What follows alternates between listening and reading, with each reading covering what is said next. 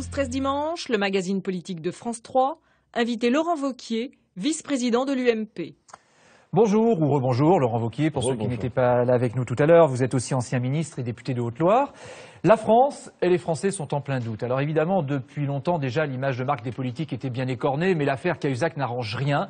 Les politiques et les gouvernements successifs qui apparaissent aussi impuissants face à la montée du chômage, qui est la préoccupation numéro 1 des Français. Le gouvernement espère beaucoup de l'accord sur l'emploi pour inciter les entreprises à embaucher, ou en tout cas limiter les plans sociaux. Mais là encore, les Français sont dans l'expectative. Où est le bout du tunnel? Pour reprendre une expression qui était déjà utilisée dans les années 70, on n'a jamais vu le bout du tunnel. On va revenir avec vous sur tout cela dans cette émission. Mais d'abord, l'image de la semaine. Jérôme Cahuzac, évidemment, qui a reconnu cette semaine devant le juge de détenir un compte en Suisse, une affaire qui secoue l'ensemble du monde politique. Vous êtes l'un des plus sévères contre Jérôme Cahuzac. Je vais reprendre un de vos propos. Vous dites « C'est un personnage sulfureux qui n'aurait jamais dû être nommé ministre du Budget sans vérification ». Ça veut dire quoi quand vous dites ça? Que vous aviez des informations sur lui? Parce que c'est très sévère. Ce que ça veut dire d'abord, c'est que je l'ai dit moi dès le début. Dès le début, c'est-à-dire? C'est-à-dire que dès qu'il y a eu les premiers soupçons qui sont sortis de Mediapart, j'ai fait partie de ceux qui ont clairement dit que nous ne pouvions pas cautionner le comportement de M. Cahuzac. Pourquoi? Ce qui est en train de se passer avec M. Cahuzac et François Hollande plonge la classe politique dans une crise de défiance qu'on n'a sans doute jamais connue. Toute la classe politique. Je ne fais pas partie de ceux qui disent c'est uniquement un sujet qui ne touche que le gouvernement.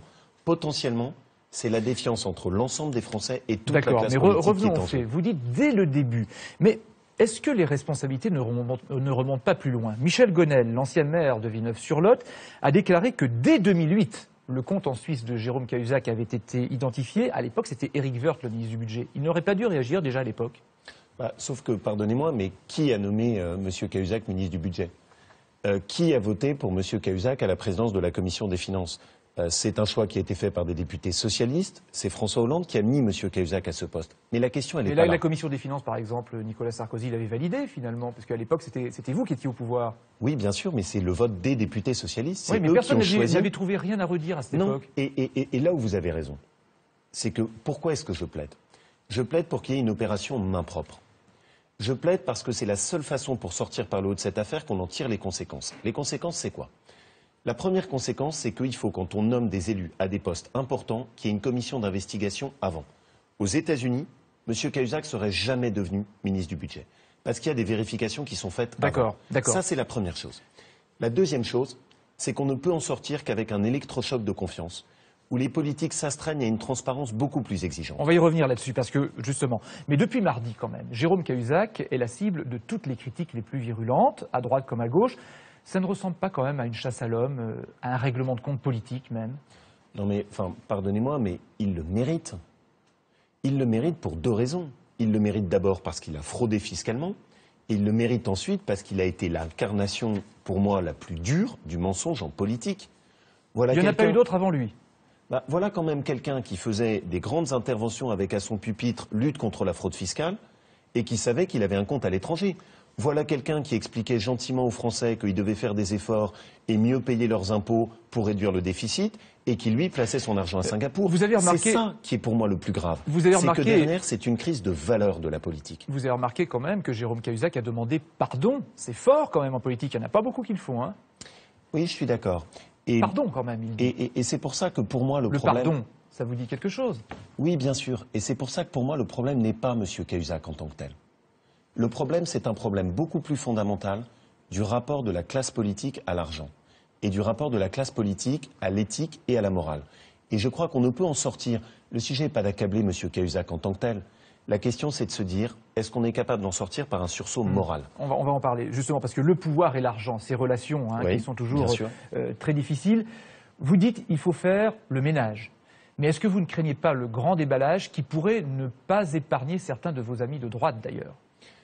Vous savez, je considère que quand on fait de la politique, on ne peut pas faire de la politique pour l'argent.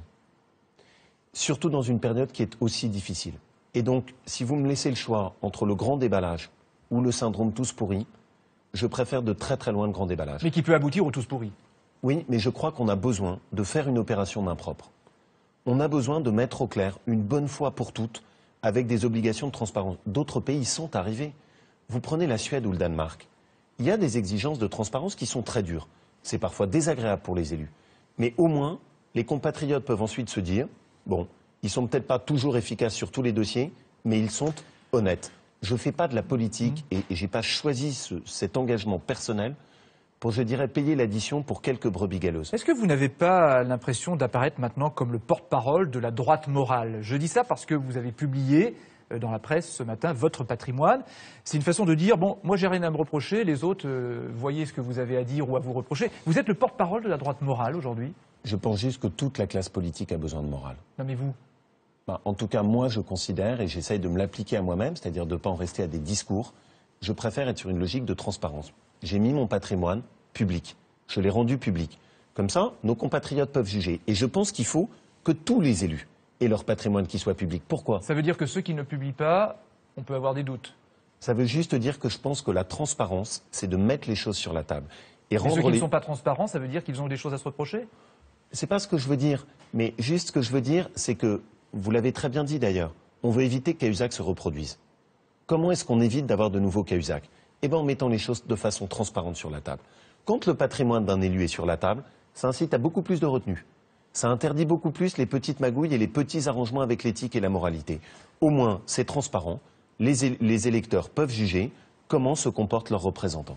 Alors, au Parti socialiste, plusieurs propositions viennent d'être faites pour moraliser la vie politique. C'est ce que vous voulez faire aussi. David Assouline, porte-parole du PS, vous demande de vous engager, vous allez l'entendre, sur des points précis. Bonjour, Monsieur Wauquiez. J'ai en fait une question qui appelle une réponse assez concrète. Je connais votre engagement résolu contre toute la politique du gouvernement, aujourd'hui encore plus.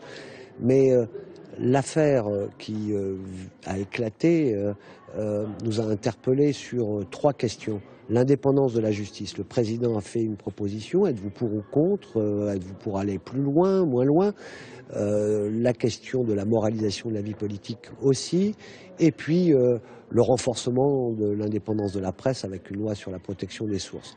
Voilà, dans tous ces domaines, on attend quand même de l'opposition qu'elle dise si ces projets arrivent au Parlement, s'ils votent pour ou contre, s'ils amendent, mais le fait d'esquiver et de rester dans les généralités sur la demande d'une démission du gouvernement doit cacher quelque chose, ou peut-être pas. Alors, renforcer la liberté de la presse et de la justice, l'indépendance de la justice. Bon, d'abord, la première chose, c'est que j'aimerais quand même un tout petit peu plus de modestie en ce moment de la part des responsables socialistes. Il faut quand même bien voir qu'à ce stade, c'est eux qui nous ont plongés dans cette crise. Maintenant, je vais répondre très concrètement. Tout ce qui permettra de renforcer la moralisation, j'y suis favorable. Et j'ai fait des propositions très simples et très concrètes. Une commission d'enquête avant qu'un ministre soit nommé pour s'assurer qu'il est en règle avec la République. Deuxièmement, transparence sur tout le patrimoine des élus. Je l'ai fait. D'accord, mais l'indépendance de la justice et l'indépendance de la presse, il faut renforcer aussi ça? Je vais aller jusqu'au bout, parce que le cœur de notre problème, c'est quand même l'éthique et la morale de nos élus. Le troisième sujet, un certain nombre de parlementaires ont des activités professionnelles à côté. Avocats, conseils, ça doit être su, ça doit être rendu public, on doit connaître les clients et on doit connaître les honoraires. Vous voulez connaître les clients de Jean-François Copé? Je veux que globalement, il y ait la transparence qui soit établie pour tout le monde. Si vous me dites avocat qui fait de la politique, je pense à Jean-François Copé. Vous avez tort, parce que malheureusement, il y en a beaucoup. Oui, mais par exemple, lui. Oui, mais je pense que ça vaut pour moi, ça vaut pour Jean-François Copé, ça vaut pour les élus socialistes, ça vaut pour tout le monde. On doit s'astreindre à une transparence. Enfin, pour répondre précisément à la question de M. Assouline, tout ce qui permettra de renforcer le travail de la presse et son indépendance, évidemment. Et si jamais on peut améliorer le travail d'investigation des juges aussi. La seule chose que je ne veux pas, c'est qu'on esquive le cœur de la question. Il y a une question simple qui est posée. Comment rendre plus de transparence sur les rapports des élus avec l'argent? C'est ça le seul cœur du sujet. Mais est-ce que ça concerne seulement les élus? Parce que vous savez que dans les banques suisses, il y a aussi des listes... Vous ne voulez pas me dire qu'il y a des problèmes de conflit d'intérêts chez les journalistes? Non, peut-être qu'il y a des listes de chefs d'entreprise, de sportifs, d'artistes aussi, qui vont placer leur argent en Suisse, par exemple. On se souvient qu'à l'époque de Depardieu, vous aviez été moins sévère, par exemple. Vous disiez « j'ai honte pour la France », mais vous n'aviez pas forcément attaqué Depardieu. Donc est-ce que cette opération main propre, elle est valable aussi pour les chefs d'entreprise, par exemple, qui vont placer leur argent en Suisse? Je vais être très simple. J'essaye de balayer devant ma porte. Les élus, ils doivent être exemplaires. Mais les autres? Nous, dans notre... Vraiment, je considère que quand on est un élu, on a un devoir d'exemplarité qui est supérieur. Pourquoi? Parce qu'on demande des efforts à nos compatriotes. Parce que dans la période actuelle, on demande des efforts et des réformes qui sont difficiles. Si jamais vous n'avez pas vous-même une intégrité, une exemplarité, vous n'avez aucune crédibilité pour demander ces efforts. Mais remarquez quand même, il y a quelques jours, en pleine affaire Cahuzac quand même, Jean-François Copé, le président de l'UMP, et plusieurs de vos collègues députés ont proposé une amnistie fiscale pour les évadés fiscaux. C'est une erreur ? Je n'y suis pas favorable. Voilà, je le dis simplement, je n'y suis pas favorable. Je pense que quelle que soit la fonction, bafouer les règles de la République, c'est pas quelque chose qu'on doit cautionner. Donc je suis très simple là-dessus, mais je maintiens ce que je vous ai dit. On a compris. Je ne juge pas de la même manière un sportif, un chef d'entreprise et un élu. Mais pas d'amnistie fiscale pour autant. Mais une amnistie fiscale dans la période actuelle, quel en est le sens? Quel en est le sens? Dans la période actuelle où on a au contraire, on demande tellement d'efforts fiscaux aux classes moyennes, on irait faire de l'amnistie fiscale pour ceux qui ont mis leur compte à l'étranger. Personnellement, je n'y crois pas. Alors on le voit bien, dans un contexte économique difficile, alors que les Français doutent de plus en plus, je le disais, des politiques, quel est et quel peut être le poids des affaires? Des questions que va vous poser Michel Dumoret, chef du service politique de France 3, qui nous rejoint. Bonjour Michel. Bonjour Francis. Bonjour Laurent Wauquiez. On va parler un petit peu de vous, si vous voulez bien. Alors, votre carrière politique, vous la devez principalement à un homme. Il s'appelle François Fillon, l'ancien Premier ministre de Nicolas Sarkozy, que vous avez soutenu d'ailleurs lors des dernières primaires, les fameuses primaires de l'UMP. C'est un échec pour lui, c'est un échec pour vous également. Vous vous revendiquez de la droite sociale, mais vous savez aussi taper fort. On l'a vu sur le mariage pour tous, on l'a vu dans l'affaire Cahuzac. Vous ne trouvez pas que la droite en fait un petit peu trop dans l'affaire Cahuzac? Je pense qu'on en fait trop si on est uniquement sur la question de M. Cahuzac et du gouvernement. Parce que ce n'est pas le sujet. Le sujet, il est beaucoup plus profond. Le sujet, c'est tout ce qu'on a évoqué, c'est cette question profonde du rapport de la politique à l'argent. Et ça, tout le monde doit nettoyer devant sa porte. Et quand Jean-François Copé traite le président de la République de chef de clan, vous approuvez ou pas? Après, on a chacun notre style et notre façon d'exprimer les choses. Ce qu'il y a de sûr, c'est que François Hollande a une lourde responsabilité dans ce qui s'est passé. Vous approuvez ou pas la déclaration de Jean-François Copé? De chef de clan, je ne l'aurais pas utilisé personnellement. D'accord. Voilà. Après, par contre, j'ai la même sévérité que Jean-François Copé sur ce qu'a été le comportement de François Hollande. Est-ce que vous êtes vous faites partie, comme 60% des Français, favorable, vous êtes favorable à un remaniement? Et je vais répondre de façon très brute de décoffrage. C'est pas parce qu'on fait un remaniement qu'on rend les politiques honnêtes. Donc je considère que le remaniement, c'est une petite réponse à un énorme problème. Changer les ministres, c'est pas ça qui aboutira à plus de transparence. Sortie de crise, alors ça peut être aussi un référendum, notamment, on vient d'en parler avec Francis, sur la moralisation de la vie politique. Vous seriez prêt à voter un référendum si le président le proposait aux Français? Je crois qu'il est indispensable qu'il y ait un référendum sur ces questions de moralisation de la vie publique. Mais il faut bien qu'on se comprenne. Qui a amené cette crise? C'est d'abord Hollande et son comportement. Il y a une crise de défiance comme elle n'a rarement été atteinte en France entre les Français et le président de la République. Donc qui pose par le biais d'un référendum cette question de confiance entre lui et les Français me semble indispensable. Mais alors il faut accepter d'en tirer toutes les conséquences.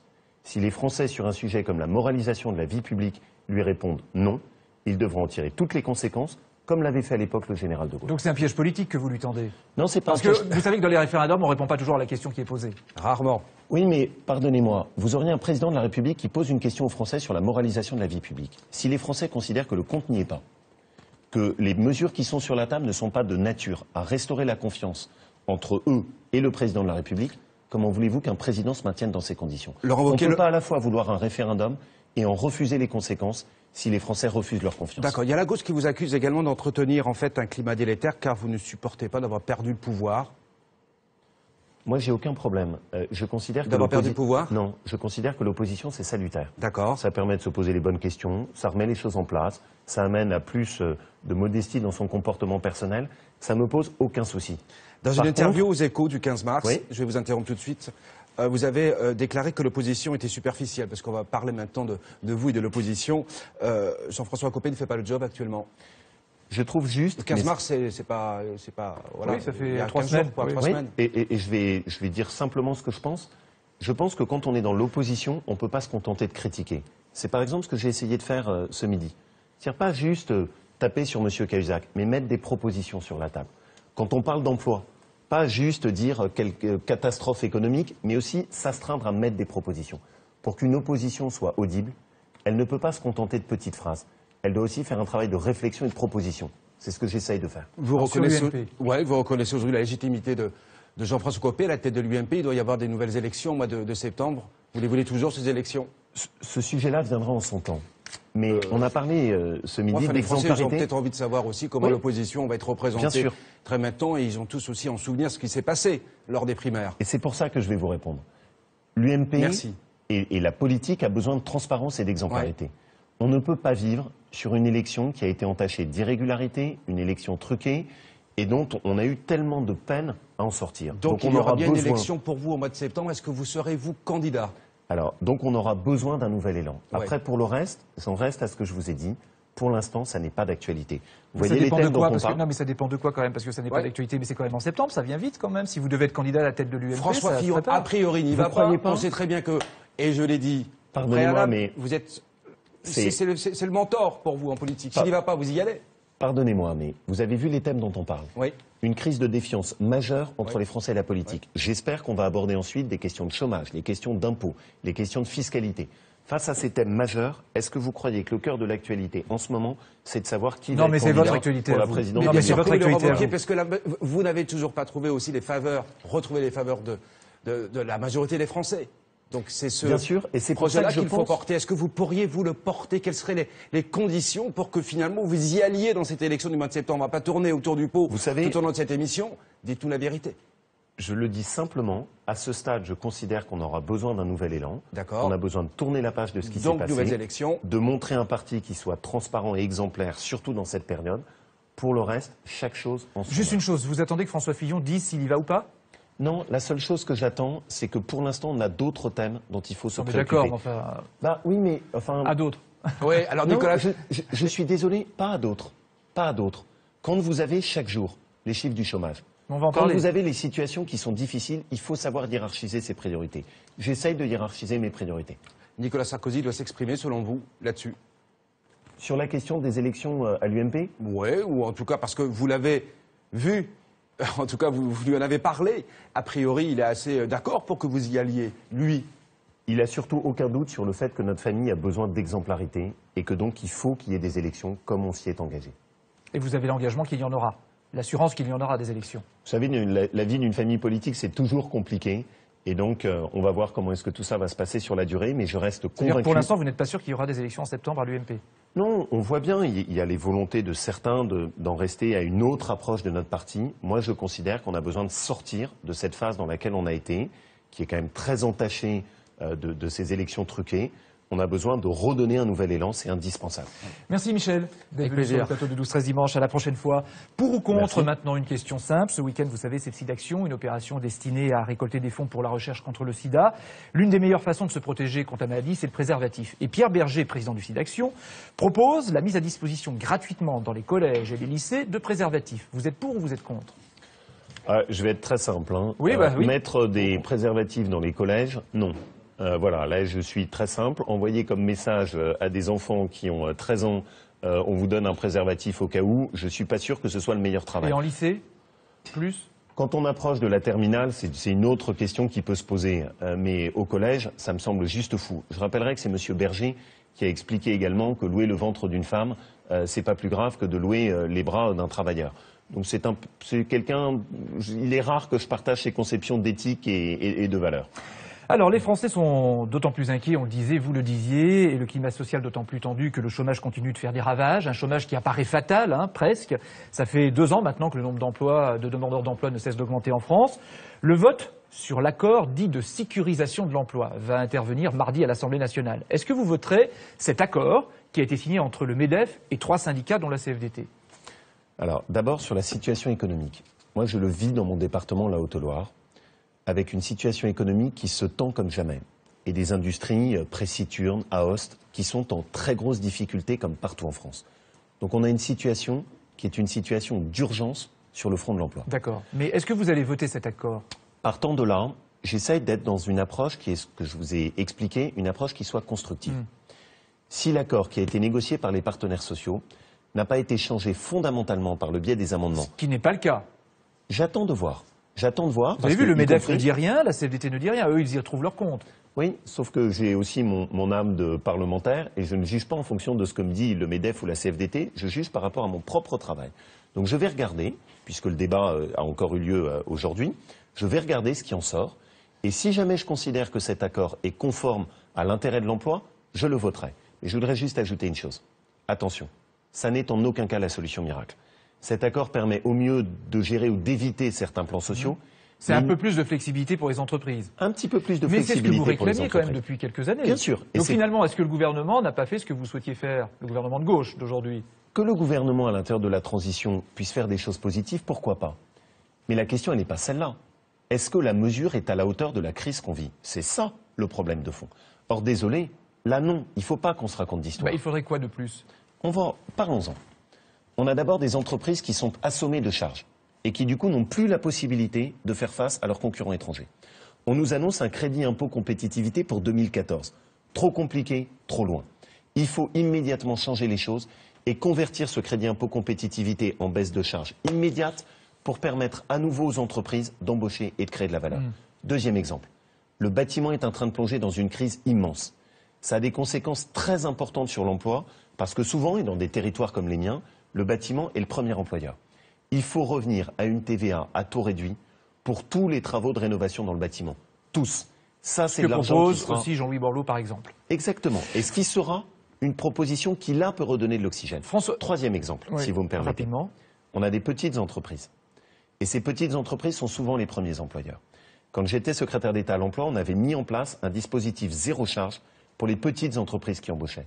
Ça permet tout de suite de redonner de l'oxygène. Ce que je reproche au gouvernement, c'est qu'il oublie une règle simple, c'est que pour que l'emploi se porte mieux, il faut d'abord qu'il y ait des entreprises qui se portent mieux et qu'elles puissent embaucher. François Hollande maintient, lui, l'objectif d'inversion de la courbe du chômage à la fin de l'année. Alors, certains y croient, certains n'y croient pas. Mais est-ce que ce n'est pas une façon, finalement, de mobiliser pour l'emploi en disant « Allons-y, il faut absolument que la courbe s'inverse ». Non, mais le sujet, c'est pas de faire des promesses incantatoires. C'est pas des promesses, c'est peut-être mobiliser, justement. Mais même des mobilisations. Enfin, ce dont on a besoin, c'est pas juste de mots ou de paroles ou d'objectifs. On a besoin de concret.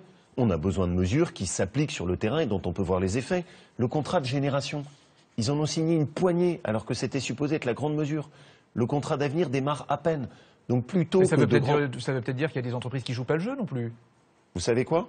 Malheureusement, ce contrat d'avenir et le contrat d'avenir est quasiment exclusivement réservé au secteur public. Oui, mais de génération. Le contrat d'avenir est quasiment exclusivement réservé au secteur public. Génération. Voilà encore une proposition que je fais. Essayons d'offrir aux entreprises dans les mêmes conditions l'accès au contrat d'avenir. Donc on n'a pas besoin de grands objectifs incantatoires. Ce dont on a besoin, c'est d'un président qui travaille et qui mobilise vraiment autour d'outils. Et ça, je ne le vois pas. On va terminer par un autre débat qui traverse la société en ce moment, c'est le mariage pour tous. Vous avez été de toutes les manifestations contre ce projet de loi qui est actuellement en discussion au Sénat. L'égérie de la manifestation pour tous, c'est Frigide Barjot. À vos yeux, est-ce qu'elle représente bien le mouvement familial avec des enfants qui manifestent le dimanche? Est-ce que c'est la bonne porte-parole? Moi, je ne choisis pas les porte-paroles. Non, mais c'est elle. Elle a pour moi un mérite. C'est qu'elle rappelle une chose. Défendre le mariage. Défendre aussi et refuser la gestation pour autrui. Refuser la procréation médicalement assistée, qui sont pour moi les principaux sujets de préoccupation. Ce n'est pas un combat des anciens contre les modernes. Ce n'est pas les ringards contre ceux qui sont dans le sens de l'histoire. C'est un débat qui est respectable de part et d'autre sur une certaine conception de la société. Vous n'avez pas peur que ce débat vous échappe de temps en temps? Il y a des dérapages en ce moment. Vous avez vu des ministres ou des députés qui sont secoués, hués. Chantal Joanneau, par exemple, l'une des rares sénatrices de droite qui va voter pour le mariage pour tous, a vu une manifestation devant chez elle. Vous condamnez ces dérapages? Oui, moi je condamne tout dérapage qui aboutit à une crispation du débat et qui fait que le débat ne se passe pas. Mais qu'est-ce qui s'est passé? Ce qui s'est passé, c'est qu'on a fermé la porte du dialogue. Ce qui s'est passé, c'est que François Hollande a refusé de recevoir les représentants de la manifestation. Ce qui s'est passé, c'est qu'il n'y a eu aucun signe d'assouplissement. Sur un sujet comme celui-là, je suis convaincu qu'il y avait une autre voie, qu'il y avait un dialogue qui était possible, qu'on pouvait arriver à la fois à préserver les droits légitimes des homosexuels et en même temps essayer de préserver ce qui est une certaine vision de la famille et éviter de rentrer dans une démarche comme la gestation pour autrui. Quand, par exemple, il y aura une nouvelle manifestation fin mai, normalement, hein, c'est ce qui est prévu, vous y serez peut-être, vous verrez, mais le slogan sera « le printemps français », un peu comme le printemps arabe. On a vu ce que ça a donné, les printemps arabes, c'était autre chose. Ces références-là, on dépasse le débat sur le mariage pour tous, non? Oui, parce qu'au fond, si on essaye de prendre un peu de champ, ma conviction, c'est qu'en ce moment, on a une situation de grand trouble sur les valeurs de notre pays et sur notre hiérarchie de valeurs. Et je pense qu'il faut un moment qu'on se pose pour se dire, est-ce qu'on défend l'effort et le mérite? Est-ce qu'on défend ou non la famille? Est-ce qu'on défend le travail? Est-ce qu'on a une certaine conception de l'initiative et de l'entrepreneuriat? Et donc je pense que c'est une question plus fondamentale dans un pays en crise. Qu'est-ce qu'on priorise? Qu'est-ce qui est important pour nous? Merci Laurent Wauquiez d'avoir participé à 12-13 dimanche. Il est l'heure maintenant de retrouver l'actualité de la mi-journée avec Catherine Matoche. Bonjour Catherine. Bonjour, merci Francis. D'abord les aveux du principal suspect dans la mort du jeune Alexandre Apo. Le marginal de 25 ans a fini par parler dans les dernières heures de sa garde à vue. Il est maintenant dans le bureau du juge. Nathalie Pérez, Valérie Gavois et Éric Depay. Ce matin, après 96 heures de garde à vue, le suspect principal est déféré devant un juge d'instruction. Un marginal âgé de 27 ans qui a avoué avoir assassiné Alexandre en le frappant à la tête avec un marteau. Hier soir, ce sont 3 autres personnes qui ont été mises en examen, comme nous le confirmait le procureur de la République. Ce sont des mises en examen qui ont été prononcées pour enlèvement et séquestration de mineurs en bande organisée et assassinat de mineurs de 15 ans. Donc 3 personnes ont été mises en examen et placées en détention provisoire. 2 hommes sont soupçonnés d'avoir démembré et fait disparaître le corps de l'adolescent, retrouvé 3 semaines plus tard dans cette rivière. Quant à la 3e personne impliquée, il s'agit d'une femme, la compagne de l'assassin présumé, qui, elle, nie avoir participé au crime. Sur le fond, elle dit qu'elle ne veut pas faire de mal à un enfant, qu'Alexandre, bien entendu qu'elle en a entendu parler, mais qu'elle ne sait pas ce qui s'est passé. C'est une femme extrêmement fragile et perturbée, dont la vie n'a pas été simple manifestement, et dont le compagnon peut être aussi violent. En garde à vue, le marginal aurait expliqué aux enquêteurs avoir frappé Alexandre à la tête parce que, je cite, « il avait bousculé un de ses amis ». Il faudra ensuite déterminer le rôle de chacun dans cette tragique affaire. Dans l'actualité aussi, la Terre a tremblé. Cette nuit, au moins 6 séismes ont été recensés en Méditerranée. La plus forte secousse a été évaluée à 4 sur l'échelle de Richter. L'épicentre se situe dans le Piémont italien. On a eu très peur, notamment à Isola 2000. La Terre a également tremblé dans les Alpes, une quinzaine de secondes. Une faible secousse dans toute l'agglomération d'Annecy. Peu avant 23 heures, il n'y a pas eu de dégâts ni de blessés, mais les centres d'urgence ont été assaillis d'appels téléphoniques. L'affaire Cahuzac est très loin d'être close. La presse suisse révèle que l'ex-ministre du Budget a également menti à une banque de Genève en fournissant un certificat fiscal falsifié. Dominique Marie. C'est un nouveau mensonge qui fait les gros titres de ce journal suisse. Jérôme Cahuzac aurait menti à la banque helvétique Julius Baer. Un mensonge pour finaliser le transfert de son argent à Singapour. Car en 2009, la Suisse se fait plus transparente. La banque Ray, qui détient l'argent de l'ancien ministre, doit l'envoyer vers Singapour. C'est là qu'intervient la banque Julius Baer, qui, inquiète d'agir pour un homme politique, réclame un document certifiant que l'argent a bien été déclaré au fisc. Un document qu'aurait falsifié l'ancien ministre, d'après nos confrères suisses. Les politiciens français sont une sorte de hantise pour les banques en Suisse. Donc normalement, dès qu'ils sont connus, on essaye de voir s'il n'y a pas trop de problèmes avec eux. Et c'est pour ça que lors de ce transfert, eh bien, il a été demandé à ce qu'ils présentent un certificat certifiant qu'il était en ordre avec son fisc. Les médias suisses s'interrogent aussi sur le niveau des montants détenus par Jérôme Cahuzac. Bien loin des 600 000 euros cités jusqu'ici, ils évoquent un compte qui aurait pu contenir jusqu'à 15 millions d'euros. Une inflation des montants qui empoisonne encore un peu plus le gouvernement. Est-ce que c'était 600 000 euros ou c'était, comme on l'entend dire, et qui vient de Suisse, 15 millions d'euros? Je ne sais rien de tout ça, c'est simple. Jusqu'au 19... Non, même pas du départ, jusqu'au jour des aveux de Jérôme Cahuzac, je ne sais rien de tout ça. Je ne sais rien, c'est aussi simple que ça.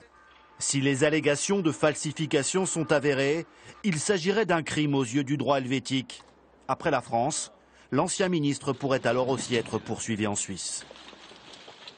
Après ce séisme politique, 6 Français sur 10, 60% se prononcent pour un remaniement dans un sondage IFOP pour le journal du dimanche. À la question de savoir qui est le plus touché par l'affaire Cahuzac, les Français répondent l'ensemble des élus à 70%.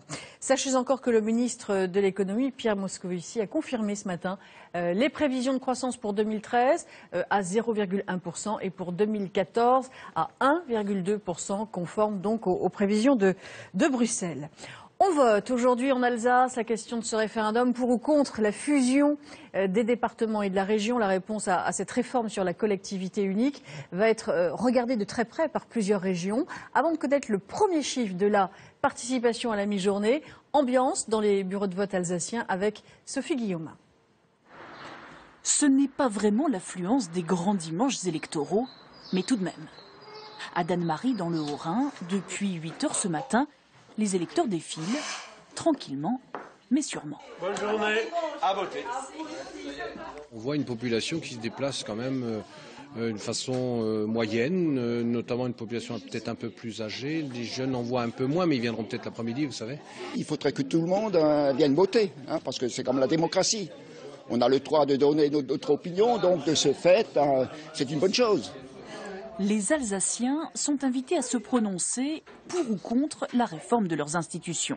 La région compte 2 départements. Elle est donc gérée aujourd'hui par 2 conseils généraux et un conseil régional. La réforme prévoit de fusionner les 3 en un conseil unique. Les bureaux fermeront à 18 h ce soir, 20 h à Strasbourg. Pour être adopté, le projet doit non seulement recueillir une majorité de oui, il doit aussi être approuvé par 25% des électeurs inscrits sur les listes, un taux de participation qui pourrait être difficile à atteindre. Alors en direct de Strasbourg, Christine Boss. Bonjour Christine, on vient de le dire, le taux de participation va être tout à fait fondamental. Que disent les premiers chiffres ? Alors écoutez Catherine, pour l'instant ça ne se bouscule pas trop dans les bureaux de vote. Donc nous venons d'avoir le taux de participation à 11 h, donc 9,19% dans le Bas-Rhin, 11,16% dans le Haut-Rhin. Ce n'est pas très important. Et comme vous le rappeliez tout justement dans le reportage précédent, la participation c'est tout l'enjeu de ce référendum. Car évidemment le oui pour l'emporter doit être majoritaire certes, mais surtout représenter 25% des inscrits dans chaque département. Et ça pour l'instant effectivement ce n'est pas gagné. Sur le fond, vous l'avez rappelé, une assemblée au lieu de 3. Donc pour les partisans du oui, il s'agit de faire des économies, d'être plus efficace. Ses opposants, au contraire, craignent une espèce de grosse usine à gaz. Alors, si pour l'instant les Alsaciens ne se bousculent pas, en revanche, d'autres régions de françaises, en particulier la Normandie, la Bretagne, se montrent très intéressées par ce référendum, puisque même une délégation d'élus bretons s'est rendue en Alsace cette semaine. Merci beaucoup Christine. L'actualité de ce dimanche est également marquée par plusieurs grands rendez-vous sportifs. Le marathon de Paris a battu son record d'inscrits. 50 000 personnes ont pris le départ ce matin des Champs-Élysées à 8 h 45. Une mobilisation impressionnante. Comme d'habitude, les premiers sont déjà arrivés depuis longtemps. Le vainqueur est le Kényan Peter Somé, 30 ans. Il réalise en 2h05 et 37 minutes le deuxième meilleur chrono de l'histoire du marathon de Paris. Et puis la Coupe Davis, la France a perdu son double face à l'Argentine hier soir à Buenos Aires. Les Français sont menés 2-1. Ils doivent donc gagner les 2 simples aujourd'hui s'ils veulent accéder aux demi-finales. Écoutez la réaction hier soir d'Arnaud Clément. Le capitaine est impressionné par les Argentins, mais pas résigné. Voilà, il manquait un tout petit truc, il manquait quasiment rien et c'est vraiment très dommage, très frustrant d'être ce soir à 2-1 contre nous. Mais bon voilà, encore une fois, la rencontre n'est pas finie. Alors oui, on est déçus, on va être déçus quelques minutes, quelques moments dans les vestiaires, mais on va vite se remobiliser pour les 2 matchs de demain qui sont tout à fait à notre portée. Et puis le départ, sous le soleil également ce matin, de la reine des classiques, Paris-Roubaix, du soleil, mais le thermomètre dépassait à peine les 3 degrés pour les 25 équipes engagées au départ de Compiègne. L'arrivée est prévue vers 17 h sur le vélodrome de Roubaix. Le Suisse Cancellara est le grand favori cette année. Cette course mythique est à vivre sur notre antenne. Ça tombe très bien, c'est juste après ce journal. Avant cela, un mot du temps, Florence. Vous l'avez dit, Catherine, on a de la chance parce qu'on est entre deux perturbations. Et aujourd'hui, on a un dimanche qui est pas trop mal, en tous les cas pas trop arrosé. On a démarré avec des températures très très basses. Et ensuite, eh bien, elles vont remonter, comme on va le voir sur cette carte. Donc on est quand même encore en dessous des normales saisonnières. Et alors pour la suite, eh bien, c'est pas terrible parce que malheureusement, nous n'en avons pas fini avec les perturbations. Elles vont défiler tout au long de la semaine. Regardez celle-ci, donc pour demain avec de la neige en montagne. Et pour la suite, eh bien, c'est exactement la même histoire avec, regardez, du vent, de la pluie, de la neige en montagne, mais quand même des températures qui commencent à remonter 20 degrés sur la moitié sud pour mercredi. Et ensuite, en fin de semaine, on devrait enfin atteindre les normales saisonnières. Merci pour cette bonne nouvelle, merci pour votre fidélité. À présent, direction les pavés du Paris-Roubaix. À ce soir pour le 19-20.